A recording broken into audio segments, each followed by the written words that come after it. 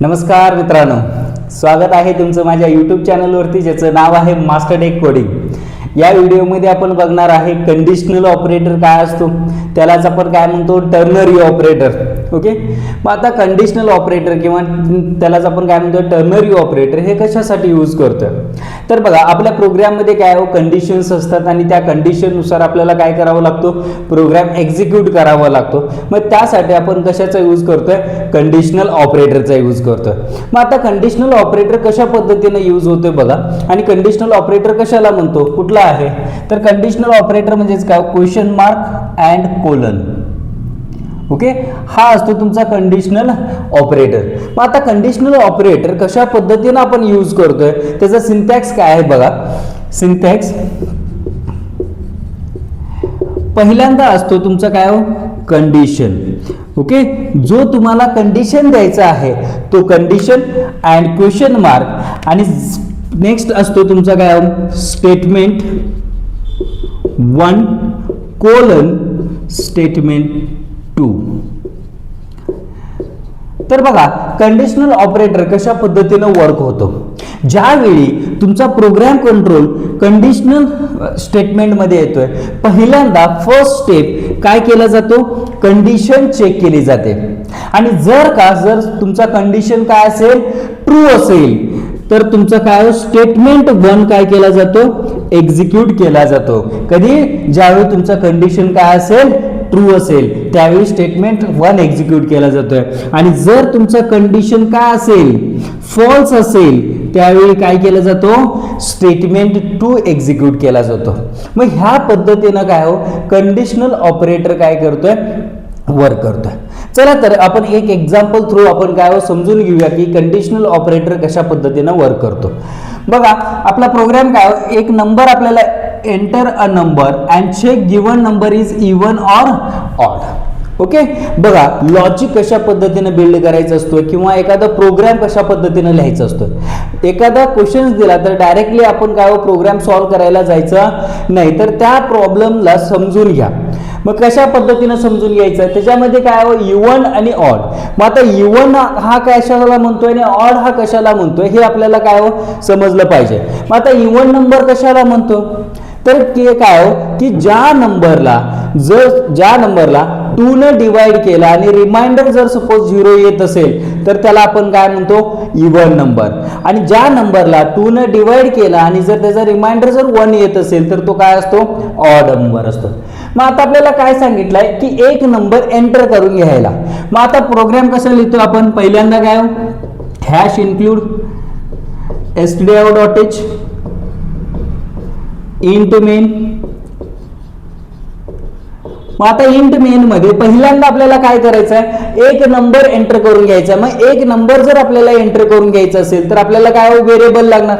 मग आता पहिलं काम काय करायचं असतं, मेन फंक्शन मध्ये व्हेरिएबल डिक्लेरेशन करायचं असतं. मग मी एक व्हेरिएबल घेतोय काय इंट एन, आणि तो नंबर आपल्याला काय करायचा आहे, युजर कडनं एंटर करून घ्यायचा आहे. मग आता युजर कधी एंटर करणार आहोत, जर सपोज त्याला एखादा मेसेज जर दिसला असेल तर त्याच वेळी तो काय करणार आहे, एंटर करणार आहे. म्हणून आपण पहिल्यांदा काय करतो, एक मेसेज प्रिंट करतो. मग आता मेसेज प्रिंट करण्यासाठी आपण कशाचा यूज करतोय, प्रिंटएफ फंक्शन. मग प्रिंटएफ फंक्शन मध्ये आपण काय सांगणार आहे की एंटर अ नंबर.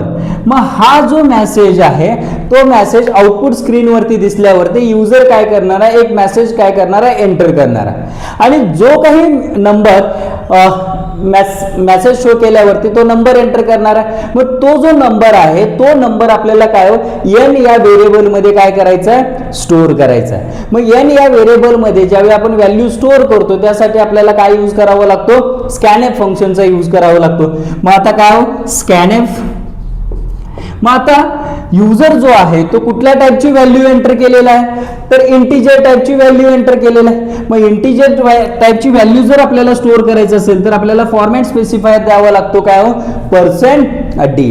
मग आता ज्यावेळी तुम्ही एखादा व्हेरिएबल क्रिएट करताय त्यावेळी रॅम मध्ये एक काय मेमरी मध्ये काय होतं, एक ब्लॉक क्रिएट होतो, बरोबर आहे. त्या ब्लॉकला आपण काय नाव दिलोय, एन नाव दिलोय. मग आता आपल्याला जी व्हॅल्यू युजरने एंटर केलेली आहे ती व्हॅल्यू एन मध्ये काय व्हायला पाहिजे, स्टोअर व्हायला पाहिजे, म्हणजे एनच्या ऍड्रेसला स्टोअर व्हायला पाहिजे. त्यासाठी आपण काय देतोय, एम्परसँड एन. ओके, मग ह्या पद्धतीने काय आपल्याकडे एक व्हॅल्यू आलेली आहे. मग आता आपल्याला काय चेक करायचं आहे की तो इव्हन आहे का ऑड आहे हे आपल्याला चेक करायचं आहे. मग त्यासाठी आपण कशाचा यूज करणार आहे, जो कंडिशनल ऑपरेटर आहे त्या कंडिशनल ऑपरेटरचा यूज करणार आहे. मग कंडिशनल ऑपरेटर आपण कसा यूज करतोय, पहिल्यांदा आपण काय चेक करणार आहे, कंडिशन चेक करणार आहे. मग आता कंडिशन काय असणार आहे, इव्हन नंबर आहे का ऑड नंबर. मग आता इव्हन नंबर आपण कसं चेक करतोय की कुठल्याही नंबरला जर 2 ने डिवाइड केला आणि रिमाइंडर काय येत असेल 0 येत असेल तर तो काय असतोय, इव्हन नंबर असतो.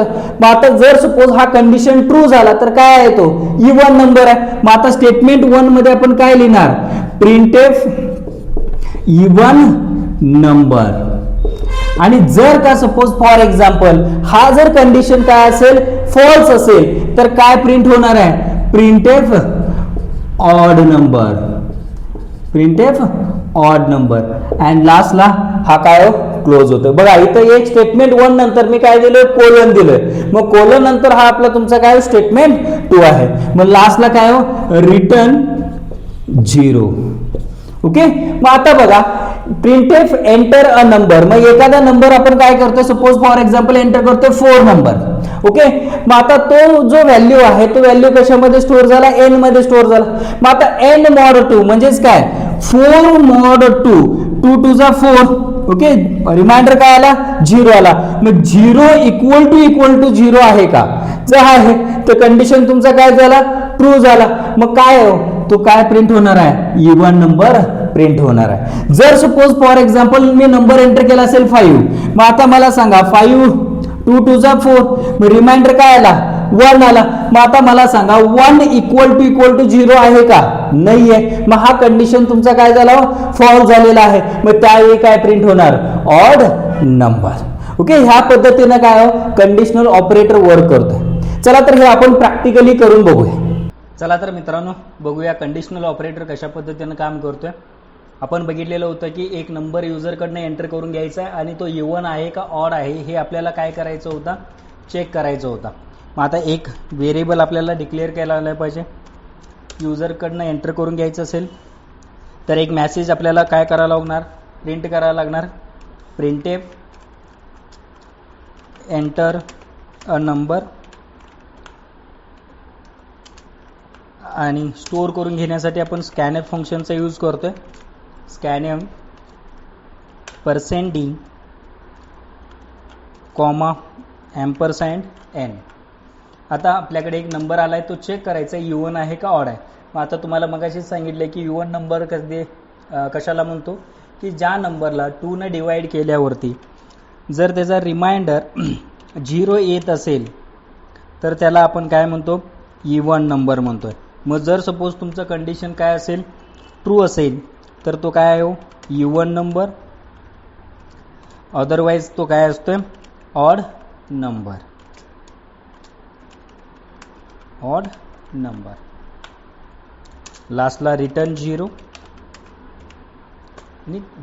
सेव्ह करतो आणि रन करूया.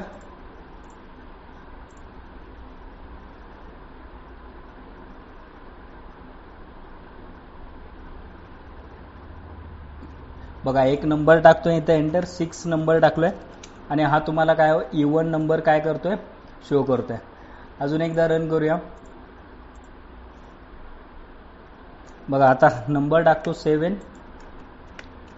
आता बघा ऑड नंबर काय होतोय, शो होतोय. ओके.